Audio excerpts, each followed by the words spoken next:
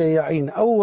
أول فكرة، أول برنامج، أول شيء سمعتي، أول بحث اللي قادك إلى البحث شنو هو أختنا؟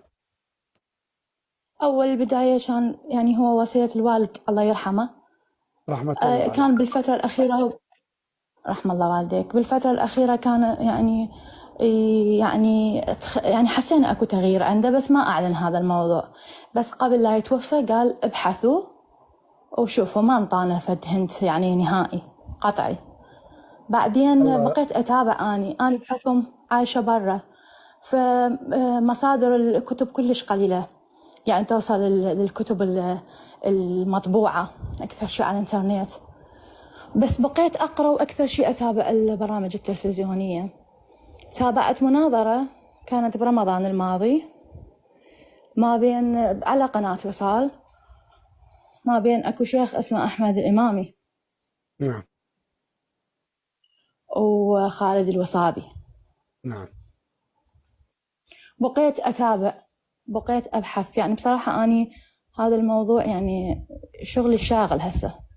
أنا طبيبة وأدي يعني وقتي كلش محدود، ومع ذلك أخلي أغلب وقت الفراغ مالتي أو أي وقت ألقاه بس للبحث والقراءة. قبل أن تكملين أختنا ما بأوقف، قبل أن تكملين، وأني ما دام إحنا على البث المباشر، أرجو ممن يسمع صوتي، هذا رجاء وطلب، أن يترحم على والد الأخت وأن يصلي ركعتين ويهدي ثواب الركعتين إلى هذا الوالد الطيب اللي قدح فيهم هذا رحمة الله على روحه. كملي أختنا. رحم الله والديك، تسلم حجي.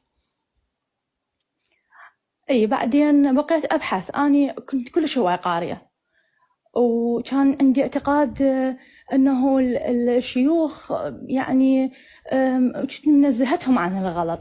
يعني شنو أنا هدف الشيخ أنه يكذب علي؟ مستحيل. فكنت أسألهم، دائما أسألهم من يوقف عند شيء معين أسألهم، فأغلب الأحيان ما ألقى إجابات تمام صحيحة، يعني إجابات مموهة ومو صحيحة. فخلاني أني أقرأ، قلت اللي هو وصل له ما ممكن أني ما أوصل له. فظليت أقرأ من هاي كتاب الله وعترتي. أنا اليوم ليش شاركت؟ لأنه هذا كلش هواي بحثت بيه أنا. وأني في يعني بلقاء فد مرة حكيت ويا أحد المحاورين، أنا سألت واحد من الشيوخ المعروفين هذا السؤال، شيخ عثمان الخميس، فجاوبني أنه كل الحديثين ضعيفين. وكان موجود هسه على اليوتيوب، قال كل الحديثين ضعيفين، لا صحح كتاب الله وعترتي ولا صحح ولا كتاب الله وسنتي. فقمت أبحث كلش هواية. هسه بديت أربط الأحداث، يعني شيء أربطه بشيء، يعني بحكم يعني أخذ من العلماء، يعني أقرأ، يعني أخذ نظرياتهم، بس أنا قمت أربط الأحداث. لقيت الأحداث كلها مترابطة مع بعضها. يعني مو يعني النبي مو بذاك السذج، مو ساذج، مو إنسان ساذج أو يحكي كلام ما رابطه. لقيت هذا كتاب الله وعترتي مرتبط بأحاديث قديمة، مو أول مرة يطرقها على مسامع المسلمين.